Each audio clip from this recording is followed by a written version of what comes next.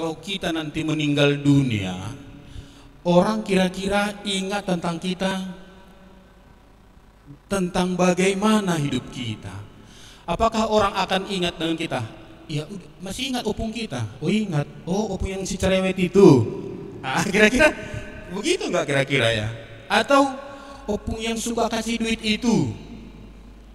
Atau opung si pendoa itu? Kira-kira nanti dibilang cucu kita apa kira-kira ya?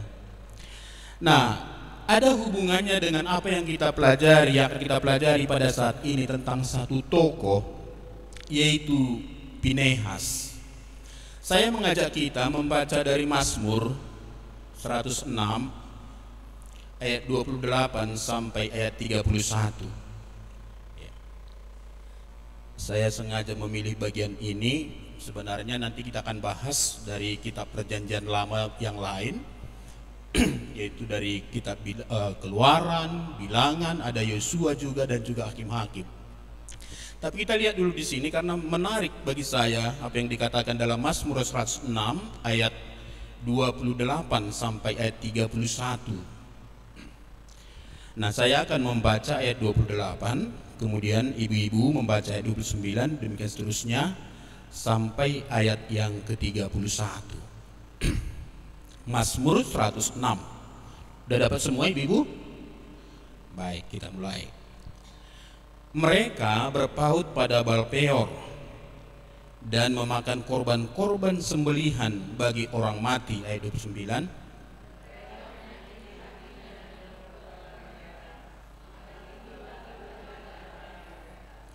Tetapi Pinehas berdiri dan menjalankan hukum, maka berhentilah tulah itu.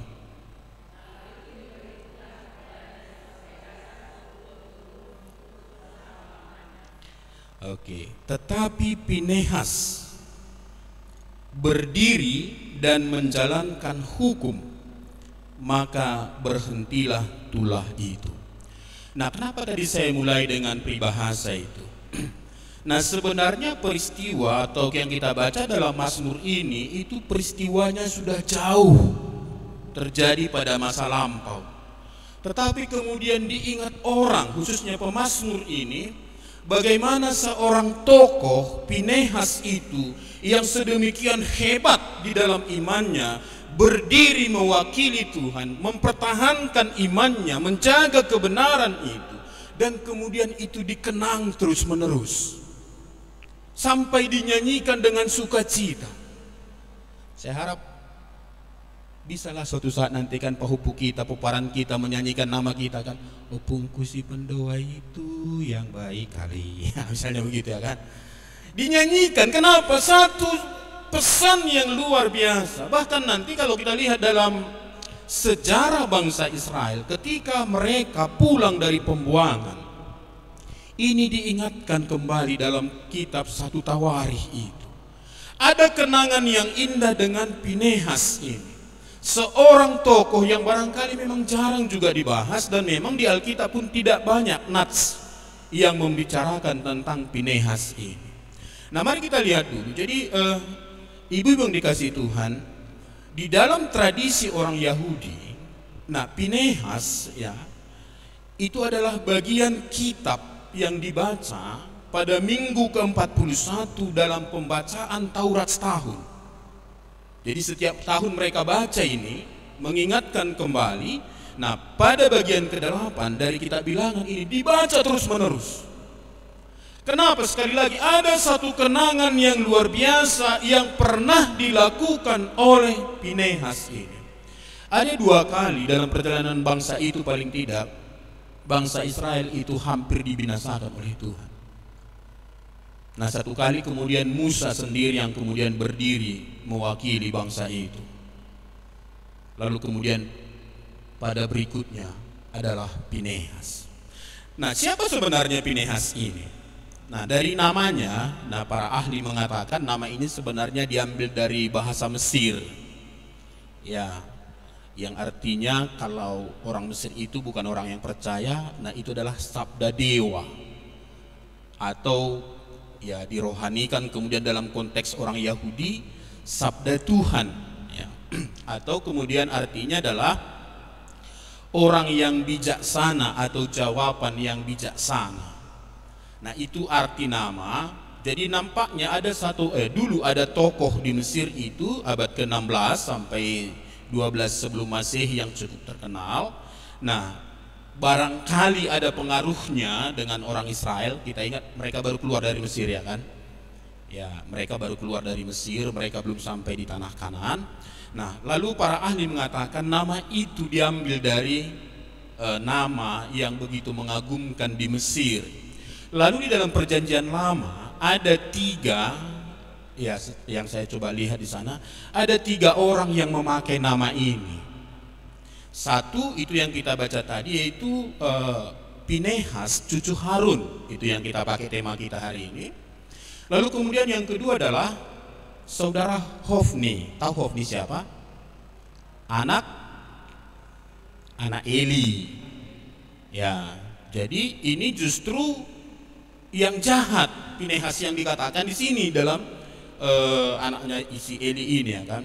Lalu yang ketiga itu adalah dalam Esra itu dikatakan justru di sini Bapak Imam Eleazar. Ya. Nah, di dalam Esra 8 ayat 33 dikatakan, ya, maka pada hari yang keempat ditimbanglah perak dan emas dan perlengkapan-perlengkapan itu di dalam rumah Allah kami di bawah pengawasan Imam Meremot bin Uria yang didampingi oleh Eleazar bin Pinehas. Jadi kalau tadi di sini kita baca Pinehas itu anaknya Eleazar, di sini justru si Eleazar anaknya. Jadi di Israel itu ada tradisi mangulahi goar. Tahu mangulahi goar, ya? Jadi diambil nama pungnya. Nah, itu maka nama Yusuf itu banyak, nama Yohanes itu banyak. Ya, nama Arpojen yang enggak ada. Ya. Jadi itu biasa, ya. Nah, makanya nanti sama seperti Yakub misalnya, kalau kita baca dalam silsilah, jangan kita pikir Yakub memperanakan Yusuf suami Maria yang melahirkan Yesus. Jangan kita pikir Yakub yang di sini sama dengan Yakub dalam Perjanjian Lama. Beda. Ya, itu beda. Nah, jadi ada tradisi bagi mereka mangulahi goar. Kenapa? Karena terkesan dengan nama itu dan ingin anaknya seperti tokoh itu. Jadi kalau ada di antara kita ibu-ibu yang mengambil nama Alkitab untuk nama anaknya, tolong dijelaskan kepada anaknya kenapa mengambil nama itu. Nah, lalu didoakan juga kan, karena pasti ada harapan kita. Itu maka saya kira tidak ada di antara kita yang memberikan nama kepada anaknya Yakub. Ada di antara kita yang kasih nama anaknya si Jakob? Jarang, ya. Kenapa? Arti Yakub itu apa? Penipu, ya kan? Pembohong. Nggak ada, kita jarang itu memberikan itu. Kalaupun ada barangkali yang tidak mengerti itu. Bukan salah maksud saya, tapi nanti kan akhirnya Yakub itu berubah menjadi Israel, ya begitu. Nama Israel ada juga loh, nama orang Israel. Nah, jadi ada 3 tokoh di sana yang kita lihat yang memakai nama Pinehas itu. Nah, silsilah Pinehas sendiri kalau kita lihat, ibu dikasih Tuhan ini penting bagi kita karena ini jarang dibahas. Nah, itu dari suku Lewi. Nah, Lewi itu anak Yakub, ya, ada 12, Ruben, Simeon, Lewi, baru Yuda. Nah, jadi Lewi anak ketiga. Nah, Lewi ini punya 3 anak, Gerson, Kehat, dan Merari. Nah, dari Kehat, anak kedua dari Lewi ini, lahirlah Amran, Yishar, Hebron, dan Uziel. Amran inilah yang melahirkan Harun, Musa, dan ada satu itonya, ya, Maryam. Nah, lalu dari Harun inilah kemudian lahir tadi Eleazar, lalu Eleazar melahirkan Pinehas. Nah, di dalam Keluaran 6 ayat 22 dikatakan, dan Harun mengambil Eliseba anak perempuan Aminadab, saudara perempuan Nahason, menjadi istrinya, dan perempuan ini melahirkan baginya Nadab, Abihu, Eleazar, dan Itamar. Nah, Nadab, jadi Harun itu ada 4 anaknya, Nadab, Abihu, Eleazar, dan Itamar. Tapi Nadab dan Abihu ini kemudian mati di padang gurun oleh karena mereka mempersembahkan api yang lain di hadapan Tuhan. Mereka mati pada hari yang sama. Maka mulai hari itu anak tertua dari Harun yang masih hidup adalah Eleazar. Dan ini sebenarnya nanti kemudian menjadi pewaris kerajaan imam, khususnya imam besar itu. Walaupun di zaman Eli itu bukan dari Eleazar. Nah, itu dari Itamar, anaknya yang Septudan. Nah, saya memang tidak dijelaskan di Alkitab kenapa itu terjadi, tapi para ahli mengatakan ada konflik internal di antara keluarga ini. Nah, terjadi perebutan posisi imam besar, maka itu terjadi kemudian. Tetapi di zaman Raja Salomo itu dikembalikan kepada Eleazar. Nanti ibu-ibu kalau baca nanti kisahnya itu, Abiatar itu kemudian dipecat lalu diganti oleh Zadok.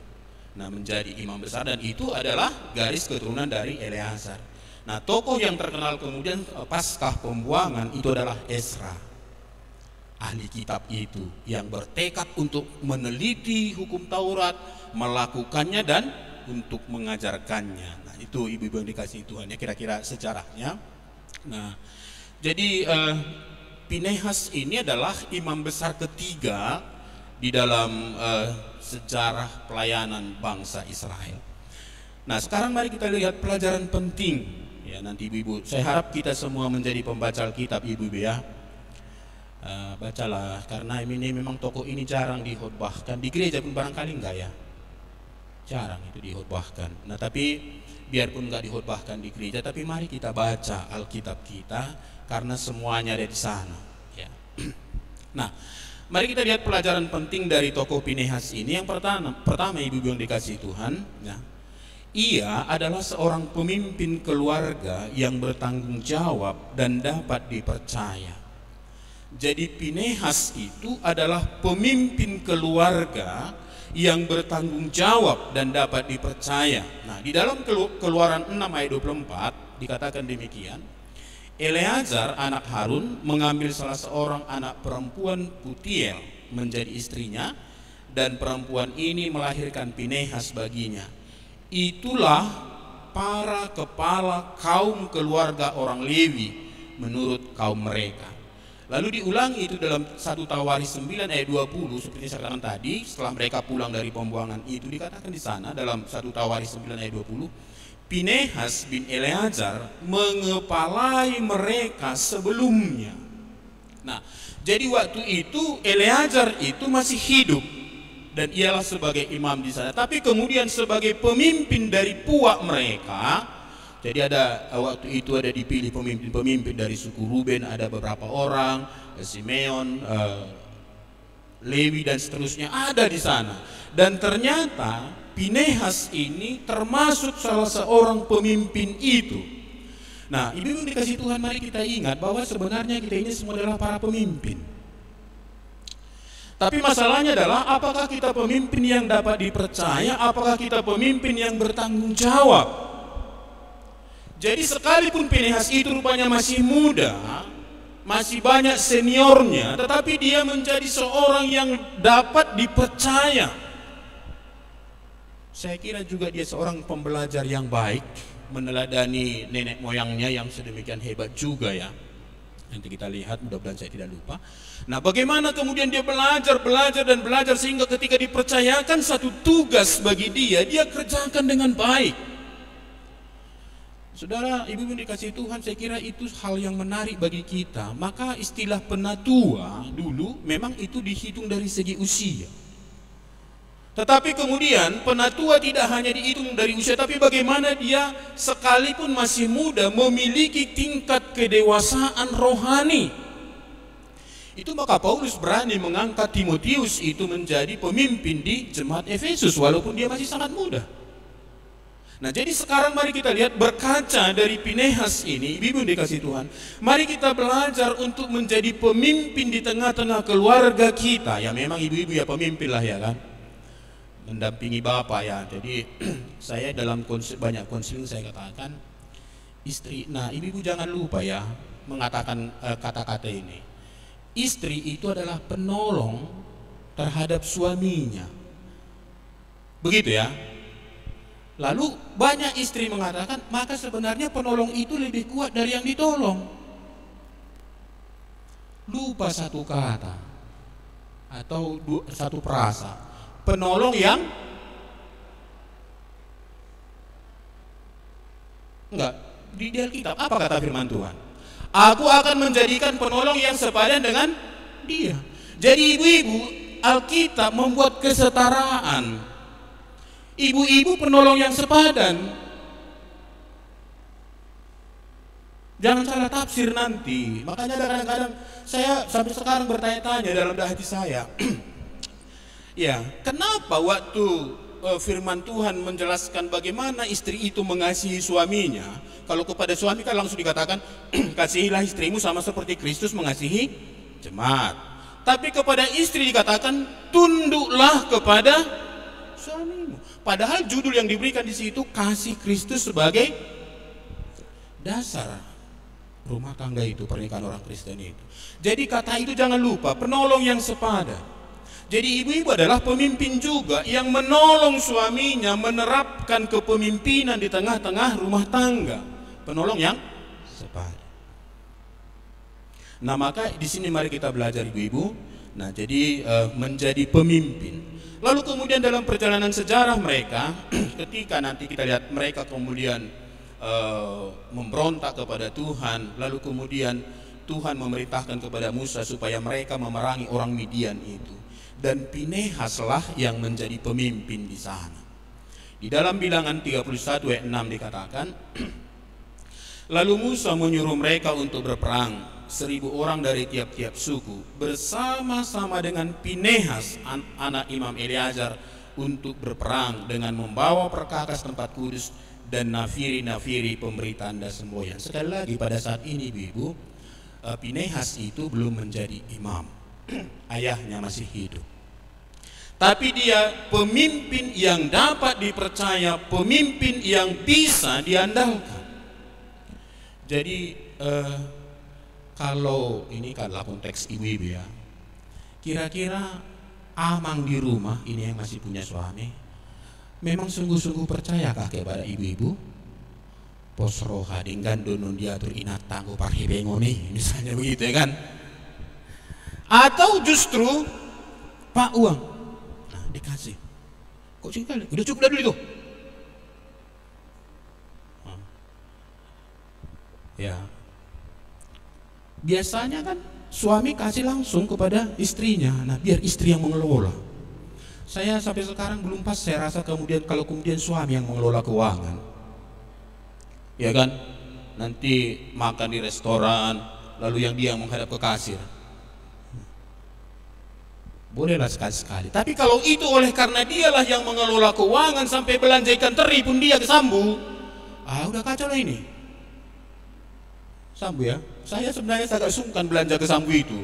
Ya hanya mengawani istri, karena berjalan pun di Sambu itu gak bisa kita lurus ya gitu ya. Permisi nang, gitu. Pernah ibu berjalan di belanja di Sambu? Nah, tapi ini masalahnya adalah apakah ibu-ibu dapat dipercaya sebagai pemimpin mewakili bapak di rumah, baik dalam pengajaran ya, nanti kan ibu-ibu juga penolong yang sepadan terhadap suaminya dalam mengajarkan firman Tuhan, penolong yang sepadan terhadap suaminya di dalam mengajari anak-anak, dalam membina anak-anak ya. Oke, itu yang pertama, jangan terlalu lama ya. Oke, nah itu ya. Jadi menjadi pemimpin yang dapat dipercaya. Sekali lagi ibu-ibu tidak dipandang dari berapa tua kita, berapa senior kita. Ada juga yang orang udah tua pun nggak bisa menjadi pemimpin, ya kan? Tapi kita ini yang sudah belajar firman Tuhan, jadilah pemimpin.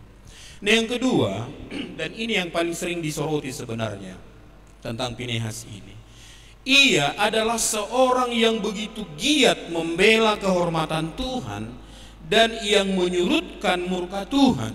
Nah ibu-ibu nanti saya harap kita semua membaca Bilangan 25 itu di rumah, utuh dibaca. Nah karena sebenarnya di sana kasus ini terjadi, dijelaskan.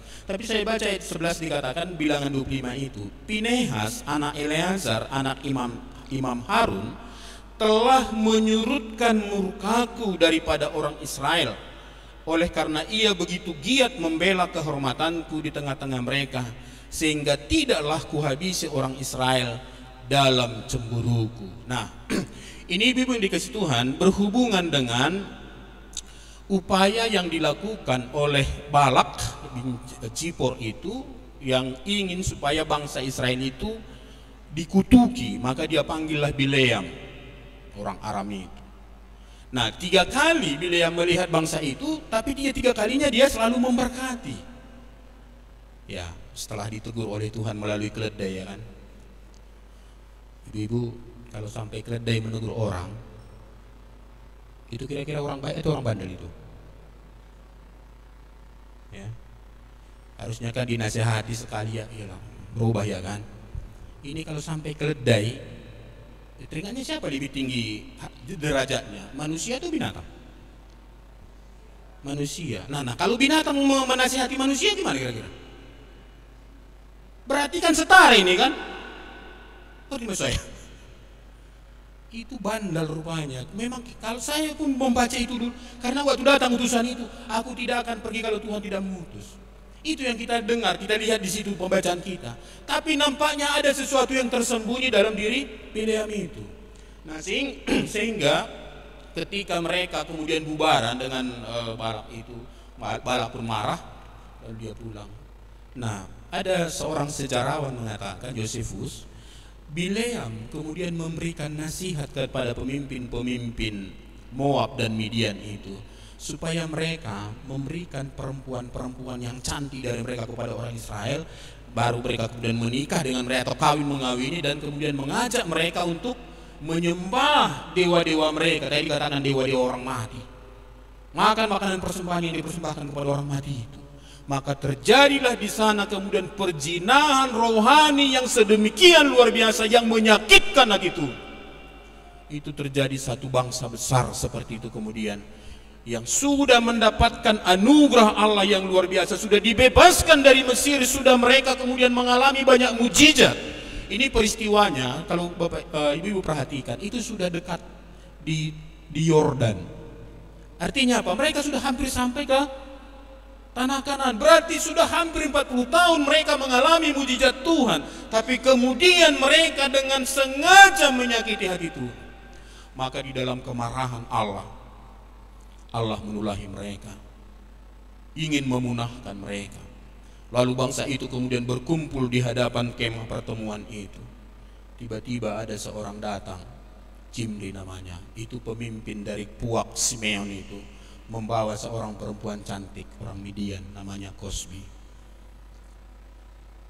Lalu kemudian Pinehas itu bangkit, mengambil tombak, dikejar mereka sampai ke kemahnya, lalu ditombak di situ, mati sama-sama dalam satu tombak itu.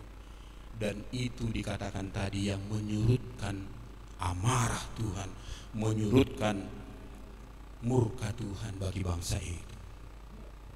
Nah, menarik di sini sekali lagi, sama seperti yang dikatakan dalam Mazmur tadi, tetapi Pinehas berdiri dan menjalankan hukum, maka berhentilah tulah itu. Nah, ibu-ibu yang dikasihi Tuhan, Pinehas itu sebenarnya lebih banyak dikenang dengan peristiwa ini. Maka ini juga menjadi pelajaran bagi kita. Mari kita senantiasa menjaga kehormatan Tuhan. Tadi di sini kata membela Tuhan. Sebenarnya kita nggak mampu membela Tuhan, ya. Tuhanlah sebenarnya yang membela kita. Ingat dengan istilah Yerubal, itu yang dialamatkan kepada Gideon. Kenapa pada waktu itu dia merubuhkan tiang berhala Baal itu, lalu kemudian satu kampung mengatakan dia harus dihukum mati karena dia sudah merobohkan tiang Baal. Lalu apa kata bapaknya? Kalau Baal itu Allah, biarlah dia yang membela Aman. Lalu disematkanlah nama Yerubal kepada Gideon. Nah, kita tidak perlu membela Allah, nggak sanggup kita membela, tapi menjaga kehormatan Tuhan, menjaga kekudusan Tuhan, hidup di dalam kebenaran, itu adalah tugas kita. Jadi kita ini penjaga-penjaga, ibu-ibu, penjaga-penjaga tegaknya kebenaran di tengah-tengah rumah tangga kita, di tengah-tengah puak kita, kelompok kita. Ibu-ibu, saya rasa yang paling banyak membuat apa ya bahasanya, jalan tidaknya keluarga itu besar, penentunya di tangan ibu-ibu. Suami kadang-kadang hanya toko palu aja, iya. Tapi yang kemudian mengatur banyak hal dalam rumah tangga itu adalah ibu-ibu, benar ya? Itu maka saya pun tidak marah kalau istri saya dikatakan ibu rumah tangga, dan saya akan marah kalau dikatakan saya bapak rumah tangga. Artinya apa? Memang ibu itu berkuasa benar di situ. Bahkan kadang-kadang pakaian suaminya pun diaturnya, ya kan? Pakai ini, kaos kakinya ini nggak cocok itu katanya, kan? Tapi tujuannya semua adalah untuk kebaikan. Nah, tapi bagaimana kemudian kita menjaga harkat martabat Tuhan kita yang Maha Kudus itu, yang begitu baik itu, yang sudah menyelamatkan kita, ibu-ibu Kristus? Ataukah apakah kemudian kita mungkin tidak akan terjadi perzinahan sedahsyat ini, ya? Tapi kalau kemudian ada anak kita yang kemudian gak kawin-kawin, gak bekerja, lalu ada orang yang menawarkan, sukun majo nak malui, bawalah kepada orang pintar. Lalu apa sikap ibu-ibu? No, untuk pertama kali. Kalau datang yang kedua kali, no. Kalau datang gurunya membilang, nggak apa-apalah ma, emang mama nggak sayang sama aku, ibu bilang apa? No, tapi sudah berkurang no-nya kan? Nggak lagi seperti nggak begitu lagi kan? No. Nah, ini kita jujur-jujur aja. Tapi sekarang kita diingatkan ibu-ibu, belajar dari Pinehas ini, tegakkan kebenaran di tengah-tengah rumah tangga kita. Ya, bahkan di tengah-tengah gereja kita. Saya seorang penatua, banyak bergumul dengan gereja yang seharusnya tokoh-tokoh itu menjadi teladan, tapi kita dikejutkan dengan banyak hal. Ya, kok bisa begitu? Tapi mari kita mulai dengan rumah tangga kita, ibu-ibu ya. Sama seperti tadi Pinehas ini tokoh di tengah-tengah keluarganya, pemimpin. Nah, sekarang ibu-ibu dalam konteks kita, mari kita menjadi penjaga-penjaga kebenaran itu tetap tegak di rumah tangga kita. Semua anggota keluarga kita hidup dalam kebenaran itu, menjaga wibawa Tuhan kita. Jangan mau dicemarkan oleh apapun. Jadi mau lo ziarah, salah nggak ziarah ya? Tidak salah. Yang salah apa? Cakap-cakap kepada orang mati. Sebenarnya banyak juga kita ini nggak fair sebenarnya, kan? Ada orang cakap sama orang mati. Kira-kira kalau orang mati itu menjawab, kira-kira apa yang terjadi?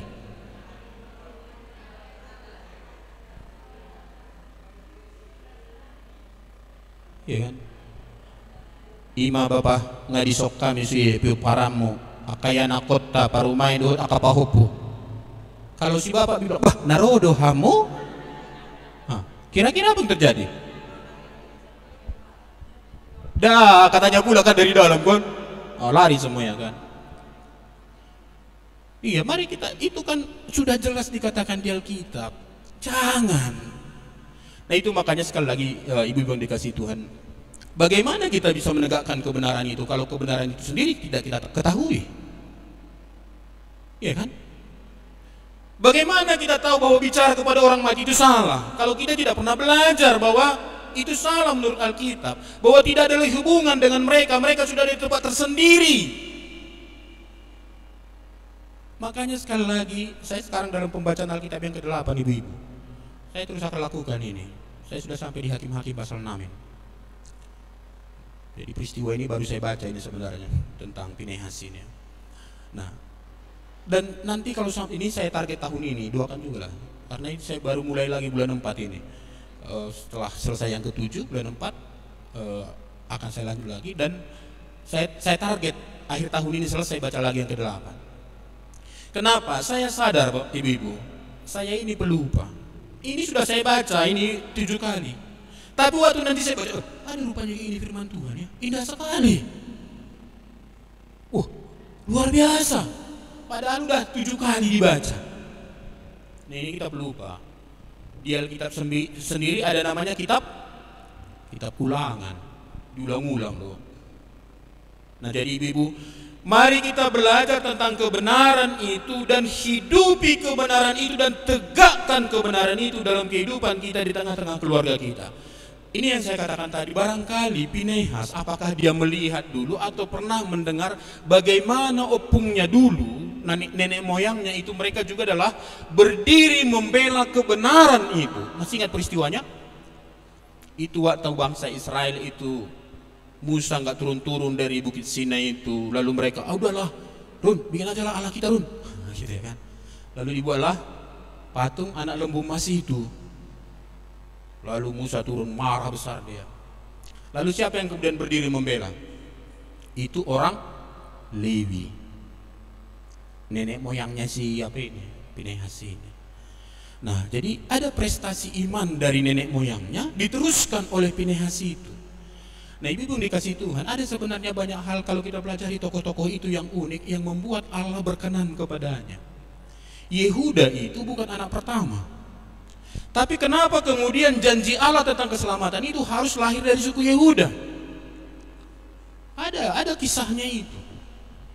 Nah, maka di sini kebenaran itu nyata dalam kehidupan Pinehas ini. Saya kira ini juga yang dicontohkan, yang diperlihatkan oleh Tuhan kita, Tuhan Yesus. Dia yang kebenaran itu, hidup di dalam kebenaran itu, tidak pernah bergeser pun. Dan dia kemudian menjadi pendamai bagi kita. Ini Pinehas ini yang menyurutkan murka Allah, menjadi pendamai bagi bangsa itu. Nah, itu adalah prototipe dari Tuhan kita, Tuhan Yesus. Ya, ibu-ibu yang dikasihi Tuhan, mari kita menjadi penegak-penegak kebenaran itu dan juga yang berjuang menyurutkan murka Tuhan yang menyala-nyala. Orang yang tidak mau percaya kepada Tuhan Yesus itu pasti akan dimurkai. Nah, sekarang apa yang mau kita lakukan, ibu-ibu? Jangan-jangan itu ada anggota keluarga kita yang belum percaya kepada Tuhan Yesus, yang pasti akan dimurkai oleh Tuhan. Nah, sekarang apa yang kita buat untuk menyurutkan murka Tuhan kepada mereka? Mari kita menjadi pembawa damai bagi mereka. Nah, lalu yang ketiga, ibu-ibu yang dikasihi Tuhan, ia adalah seorang pemimpin rohani atau imam yang mampu menyelesaikan masalah yang sedang terjadi dan memberikan keputusan yang tepat. Nah, pada poin ini Pinehas itu sudah menjadi imam besar. Nah, ada satu peristiwa di dalam bangsa Israel setelah mereka menyeberang sungai Yordan. Nah, ini nanti ibu-ibu bisa baca dalam Yosua pasal 22 mulai ayat 1. Setelah mereka menyeberang sungai Yordan, nah di sana ada 2,5 suku yang tinggal di seberang sungai Yordan, yaitu suku Ruben dan setengah Manasye yang setengah itu. Nah, memang itu tidak termasuk, tadinya itu tidak termasuk dengan tanah perjanjian yang dijanjikan Allah kepada nenek moyang mereka. Tetapi waktu mereka mengalahkan raja-raja yang ada di sana, ya, lalu kemudian mereka mengatakan, ketiga 2,5 marga ini menghadap kepada Musa, kami lihat daerah ini bagus untuk tempat penggembalaan, biarlah kami tinggal di sini. Nah, Musa memang pada saat itu tidak langsung menjawab, tanya Tuhan, enggak tanya Tuhan ya, enggak ditanya Tuhan, tapi lalu kemudian dia berikan izin itu. Nah, baru setelah mereka menyeberang, sebelumnya sudah diberikan janji, oke, kamu boleh tinggal di sini, tapi harus kamu sertai saudara-saudaramu dalam merebut tanah Kanan itu sampai mereka memiliki tanah warisan mereka, dan mereka ACC itu. Mereka kemudian ikut berperang. Nah, ini makanya ini di Yosua pasal 22 ini mereka sudah hampir di penghujung usia Yosua. Ya, jadi mereka sudah berperang, sudah semua suku-suku ini sudah ada di dalam tanah-tanah yang perjanjian mereka, walaupun masih ada suku-suku yang tersisa di sana. Lalu pulanglah prajurit dari 2,5 marga ini. Lalu waktu mereka di jalan, mereka mikir, wah, nanti jangan-jangan orang ini mengatakan nggak ada hubungan kita dengan mereka, nggak ada hubungan anak-anak kita dengan anak mereka. Lalu mereka buatlah mesbah di sana besar sekali di sungai Yordan itu, di tepi sungai Yordan itu. Begitu berita itu sampai kepada bangsa Israel yang di seberang Yordan itu, ya mereka kemudian juga mengumpulkan ya utusan-utusan, lalu kemudian termasuk Pinehas diutus di sana untuk menanyakan apa yang sedang terjadi. Maka nanti bahasa dikatakan apa macam perbuatanmu ini, katanya kan. Apa yang kalian lakukan ini? Apakah kalian mau mengkhianat kepada Tuhan? Lalu apa jawab kedua setengah suku ini? Bukan. Justru kami akan tetap beribadah kepada Tuhan. Justru kami buat ini, mezbah ini untuk mengingatkan nanti bahwa kita ini adalah satu Tuhan. Dan anak-anakmu nanti ketika melihat ini, akhirnya mereka tahu bahwa kita adalah orang yang setia kepada Tuhan. Lalu Pinehas memandang itu sebagai satu hal yang baik. Dan dia pun mengatakan, oke, nggak apa-apa, puji Tuhan. Lalu mereka kembali. Nah, dia tadi bukan hanya pemimpin keluarga, sekarang dia pemimpin rohani. Nah, ibu yang dikasih Tuhan, kita semua adalah imam-imam. Dalam 1 Petrus 2 dikatakan kamulah bangsa yang terpilih, imamat yang rajani. Nanti di dalam Wahyu dikatakan kita ini adalah kerajaan imam. Jadi berarti kita ini adalah pemimpin-pemimpin rohani yang harus mampu menyelesaikan masalah secara rohani, memberikan keputusan yang tepat sesuai dengan firman Tuhan. Jadi jangan lagi bilang menurut oputa si jolo-jolo tubuh. Jangan gitu lagi dasar pengajarannya. Menurut firman Tuhan. Ya kan? Ibu-ibu. Jadi kita ini adalah pemimpin rohani. Belajar dari Pinehas ini, kita adalah pemimpin rohani yang harus mampu menyelesaikan masalah di bawah terang firman Tuhan untuk membawa orang tetap setia kepada Tuhan. Jadi kalau kebijakan yang ibu-ibu ambil membuat orang surut menjauh dari Tuhan, Anda bukan pemimpin rohani yang benar. Tapi harus membawa orang semakin mencintai Tuhan, semakin kagum kepada Tuhan, semakin beribadah kepada Tuhan. Terakhir, Pinehas adalah seorang pemimpin rohani atau imam yang melaluinya kehendak Tuhan dapat dipahami untuk melakukan tindakan yang tepat. Hakim-hakim pasal 20 itu mengisahkan ada seorang Lewi, nah yang kemudian punya gundik. Lalu kemudian gundiknya itu diperkosa oleh suku Benyamin. Ya. Lalu kemudian itu satu peristiwa yang sangat mengenaskan. Lalu kemudian orang Lewi itu memotong-motong istrinya. Bagi 12 dikirim kepada semua suku. Lalu buat rapat massal. Kita harus memerangi suku Benyamin. Lalu pada peperangan pertama siapa yang menang? 11 lawan 1 kalah yang sebelah sini. Lalu mereka menangis. Meninggal itu 24.000 orang. Lalu berikutnya mereka bertanya kepada Tuhan, apakah kami harus maju? Ya, lalu dikatakan Hakim-Hakim 20 ayat 28, dan Pinehas bin Eleazar bin Harun menjadi imam Allah pada waktu itu. Kata mereka, haruskah kami maju sekali lagi untuk berperang melawan Bani Benyamin, saudara kami itu, atau haruskah kami hentikan ini? Jawab Tuhan, majulah, sebab besok aku akan menyerahkan mereka ke dalam tanganmu. Ada perang saudara waktu itu, walaupun kemudian nanti ada juga kebijakan-kebijakan yang dilakukan untuk mempertahankan suku itu, tapi tujuannya adalah bagaimana mereka menghilangkan kefasikan ini. Dan Pinehas menjadi tokoh di sana untuk mendapatkan jawaban dari Tuhan. Ibu dikasih Tuhan, banyak hal yang kita gumulkan dalam kehidupan kita, banyak hal pergumulan anak-anak kita, cita-cita anak-anak kita. Bisakah kita menjadi tempat curhat mereka untuk meminta petunjuk Tuhan bagi mereka? Bisa ya ibu ya?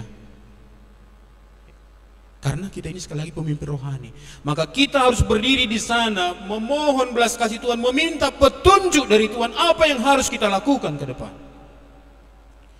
Nah, ibu-ibu dikasih Tuhan, 4 hal ini saya lihat menarik di sini. Dan saya coba cari-cari di Alkitab, apa kelemahan Pinehas ini ya? Kalau Daud kan langsung kita tahu kelemahannya kan? Tahu kita kelemahannya. Salomo tahu kita. Saya coba cari-cari apa kelemahan Pinehas ini ya? Nggak dicatat di Alkitab. Saya yakin dia juga manusia biasa, ada kelemahan-kelemahan. Tapi yang paling mendominasi kehidupannya adalah perbuatan-perbuatan yang luar biasa ini. Nah, kiranya kita semua juga ibu-ibu yang dikasih Tuhan, ya, menjadi tokoh-tokoh di tengah-tengah rumah tangga kita, tokoh rohani, menjadi orang yang menegakkan kebenaran Tuhan, menjaga kekudusan Tuhan, menyurutkan murka Tuhan terhadap keluarga kita.